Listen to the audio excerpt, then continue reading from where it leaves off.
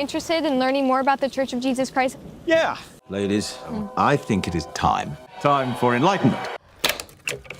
If you aren't ready to leave, you'll have to exit through the back of my house. Belief or disbelief. Have you figured it out yet?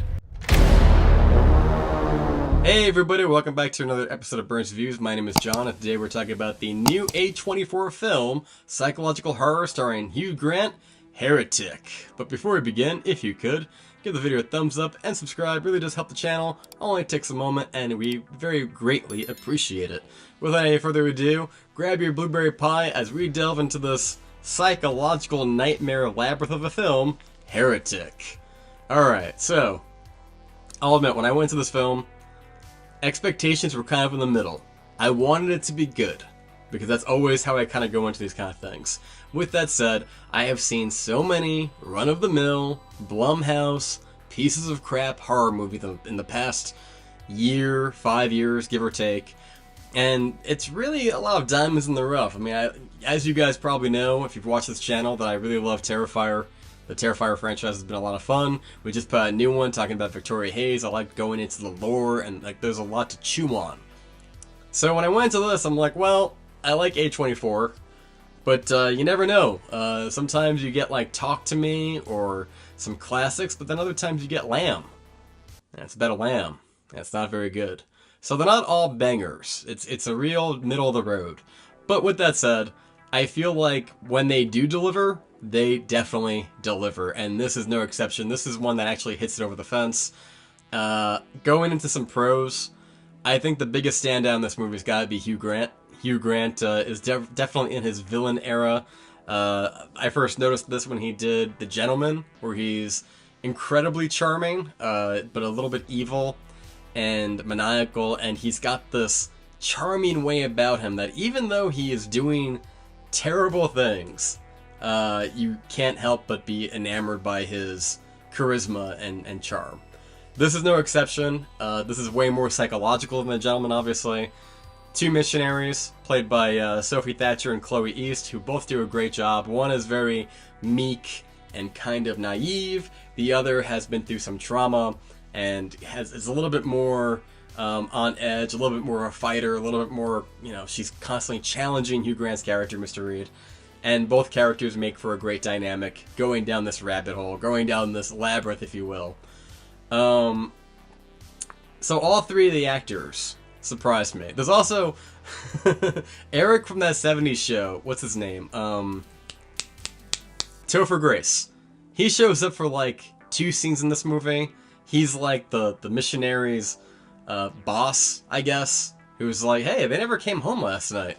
I didn't even know it was him when I was watching the movie. I looked it up after. I'm like, Topher fucking Grace. Fuck are you doing here? He's got one of the most bizarre careers, but I really don't want to talk about him because he was pretty forgettable, but he's in there, if that does anything for you or against you. I didn't even know he was in there, and I've seen him in a couple of films. But going into this film, I thought this movie was going to be like an escape room, like Saw. You know, if you watch the trailer, there's a lot of these little contraptions, like they pull off the light switch and there's like a dial. There's that great overhead shot where they show, I don't know if it's Sophie Thatcher or Chloe East, I forget, but it's one of them going through the maze, and it's an overhead shot. You know, even in the trailer you see all these moving pieces like it's a Game of Thrones intro. And I love that. With that said, I think this is a smaller budget film. It's not a $100 million movie. It's definitely one of those like 15 million probably, I have no idea, but I don't think it's going to have all of the you know, it's not this giant vast labyrinth that you think it's going to be. With that said, it is incredibly dialogue driven, and it almost has like a Tarantino flavor to it, where you kind of don't care about that. You don't want to, there's no giant, you know, death contraptions and stuff like that. Everything is way more grounded into like a psychological horror, which I say is a pro. There was a couple things that really kind of messed with your head a little bit. I will also say that this movie does go very top heavy on conversations about faith and your belief system, but, and I was worried about this, it doesn't lean one way or the other. I was worried it was going to either be like, okay, this is the point of view of an agnostic or an atheist, or this is somebody who really believes in their religion, and now it's going to be shoved down my throat. Luckily, this movie has its blueberry pie and eats it too, because it doesn't do that. Rather, you have oppositions, and you have characters who are having complex conversations, and every time one character gives you XYZ of their point of view, another character will come forward and say, yeah, okay, fine, but you know what, I don't believe that, and here was a complete counter-argument to that.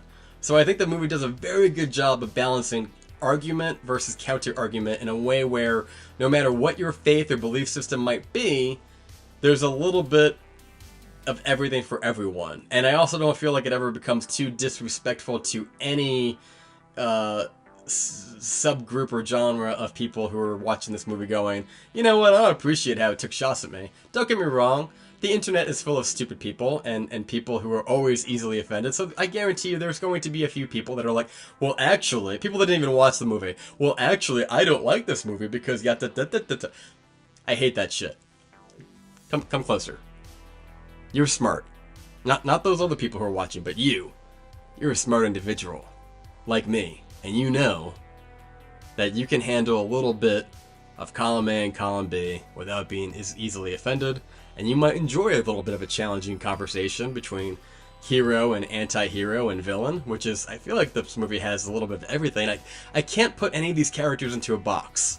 I mean, I guess you could put Hugh Grant into a box and say, okay, he's the baddie. But he does make some compelling arguments too.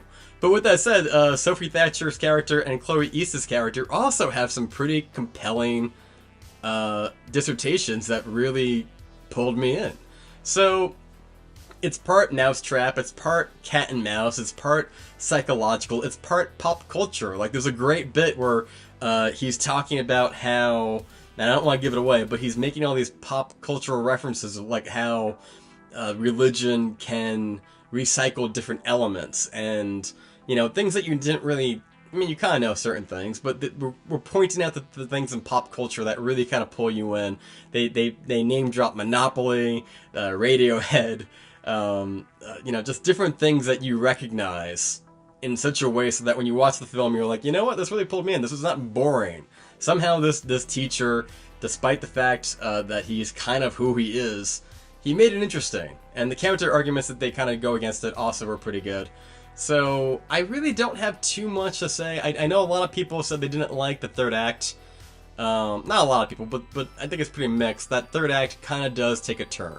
Because the first half of the movie is very psychological. The second half of the movie is a little bit more tropey as far as like what you would expect from like a horror movie. You know, you got certain showdowns, you have certain things that have to happen. But overall, I think it was pretty compelling from beginning to end. I think it leaves enough room open that if the writers who did A Quiet Place, actually, what were their names? Scott Beck and Bryan Woods. They did A Quiet Place. They wrote it.